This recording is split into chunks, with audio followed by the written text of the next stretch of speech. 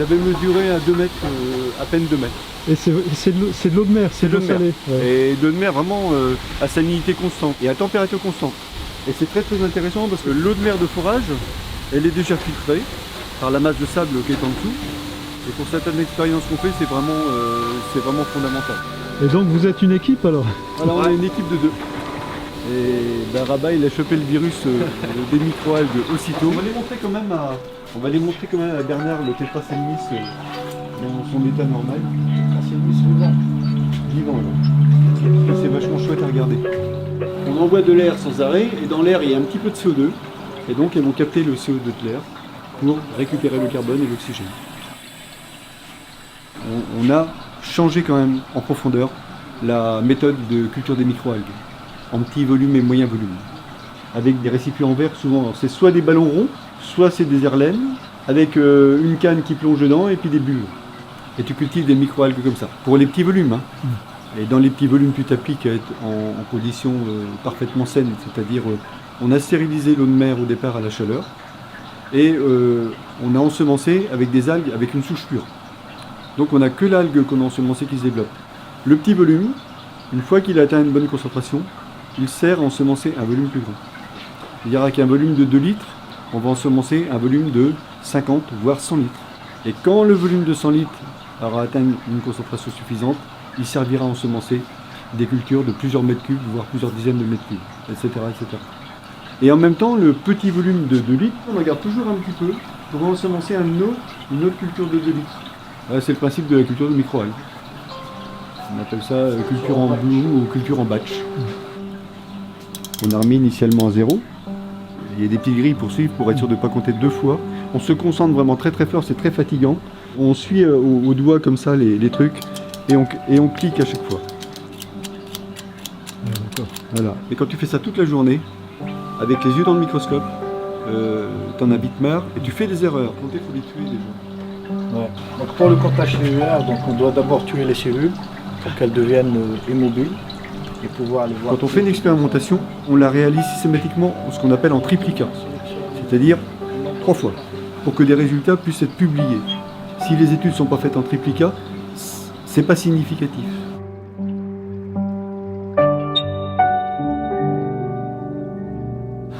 À partir du moment où on a mis au point la méthode de comptage automatique avec la caméra, quand Rabat a des échantillons à compter, il commence déjà par prendre tous les échantillons un par un, les passer sur la lame ici, les photographier, numéroter les photos, et ensuite, une fois qu'il a terminé ce travail-là, il lance la machine, il lance le programme, et le programme va aller chercher les photos une par une dans un certain ordre, va compter sans erreur, et va renvoyer les résultats à chaque fois dans un tableau. Et une fois qu'il appuie sur le bouton, tout part en automatique, on voit les trucs, tac, tac, tac, tac. Je vois le logiciel qui se met à ramener les photos par une et prendre toutes les...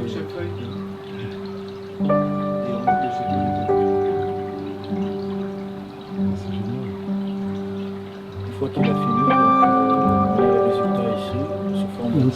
C'est un truc... Parce que c'est quelque chose qu'on trouve ça que ici, quoi. Ouais, et au bout d'un moment, on est arrivé à trouver la bonne équation pour faire marcher le logiciel. Ça a pu permettre de monter des manips beaucoup plus grandes, avec un plus grand nombre de situations à comparer instantanément et sans erreur.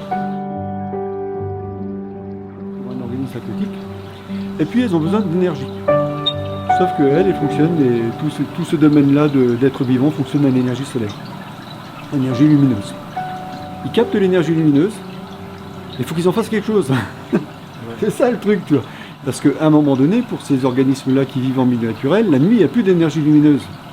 Et leur forme de stockage, c'est de la matière organique. Ils font de la matière organique, qui est une forme de stockage d'énergie lumineuse. Ils la transforment en énergie chimique, et c'est cette énergie chimique-là qui est stockée dans la matière organique. Nous, ce qui nous intéresse, c'est le domaine de l'aquaculture, et surtout, derrière, le domaine de l'alimentation humaine. Et le Tetraselmis est très intéressant parce qu'il est très riche en vitamine B12 et très riche en OPH. L'objectif, c'était vraiment de faire une culture de microalgues scientifique, c'est-à-dire de maîtriser tous les paramètres. Les cultures de microalgues sont toujours présentées avec une phase où il ne se passe rien pendant 2 ou 3 jours qu'on appelle la phase de latence, et comme étant quelque chose d'incontournable. On a cherché pourquoi il y avait une phase de latence, à quoi c'était lié, etc. Et on a trouvé la solution pour faire en sorte que des microalgues qu'on va mettre en culture démarrent immédiatement en production. Et on a supprimé la phase de latence. Et après, on a essayé de comprendre pourquoi on atteignait un plateau, pourquoi le plateau il était là, et pourquoi on ne pouvait pas monter le plateau ici. Qu'est-ce qui était facteur limitant qui empêchait de monter le plateau plus haut? Pareil, en mesurant tous les paramètres, en analysant les situations, on a compris pourquoi, qu'est-ce qui les gênait, qu'est-ce qui leur manquait, et on a réussi à monter les plateaux plus haut. Et c'est vrai que le tétraselmis qui est donné pour étant une microalgue qui peut atteindre 3 millions de cellules au bout de 9 à 10 jours de culture, nous le tétraselmis maintenant, on sait le monter à 6 millions à 6 jours. Et les microalgues ont cette caractéristique-là, c'est cette plasticité, c'est-à-dire cette façon de modifier son comportement et donc modifier sa composition biochimique de façon extrêmement rapide pour pouvoir s'adapter à un changement d'environnement. Et là, c'est ce que tu verras partout, ça, de l'éclairage sur le côté.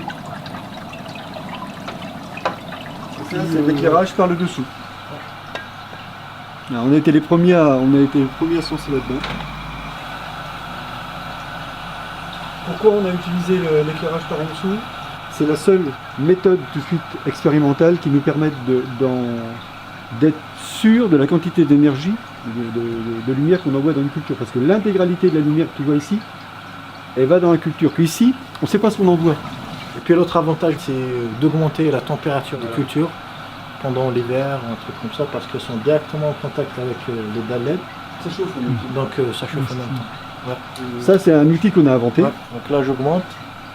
Tu vois, là, ça va donner le nombre de litres par heure. Et là, je diminue. Donc je diminue le débit. Traditionnellement, tout le monde le fait en macrobulage.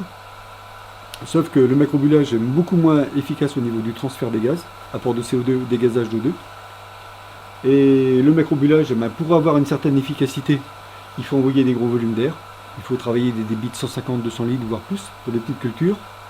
Alors que le microbulage est tellement plus efficace au niveau transfert qu'on arrive à avoir les mêmes apports et le même dégazage avec des débits 10 fois plus faibles. C'est une invention ici du CFPPA dans le cadre du programme Optimisation des cultures de microalgues.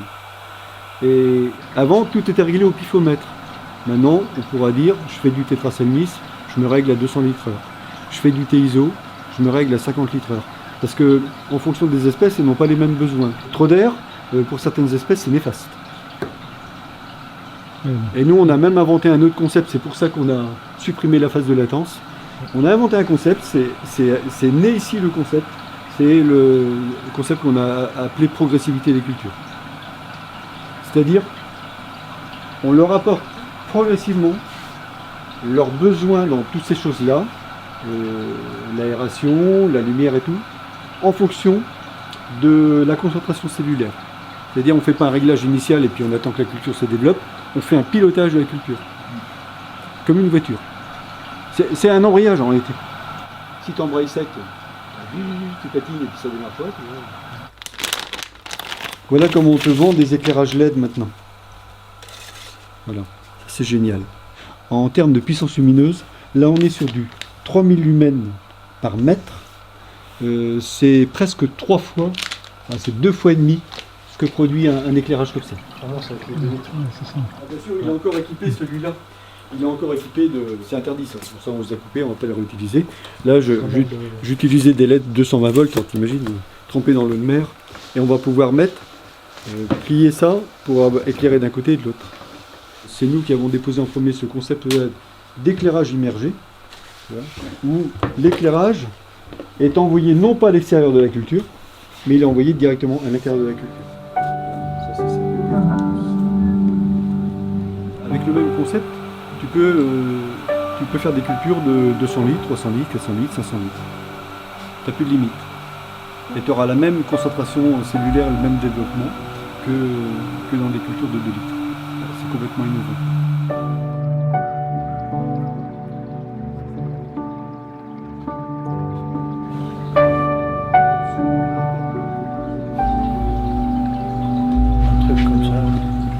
Et on garde que les microalgues, sur lesquels on fait tout un tas de traitements pour récupérer les lipides dans les microalgues. D'accord. Donc l'extraction des lipides actuellement, ce sont des méthodes d'il y a 1 siècle ou 2 siècles. avec des solvants organiques, parce qu'on ne sait pas tellement faire autrement. Il n'y a que les lipides qui vont se dissoudre dans le solvant organique. Après, tu récupères ton solvant organique et tu fais sécher. Grosso modo, c'est le principe, c'est ça. Le plus dur, c'est de les extraire. Parce qu'une fois qu'ils sont extraits, nous on envoie ça à l'université.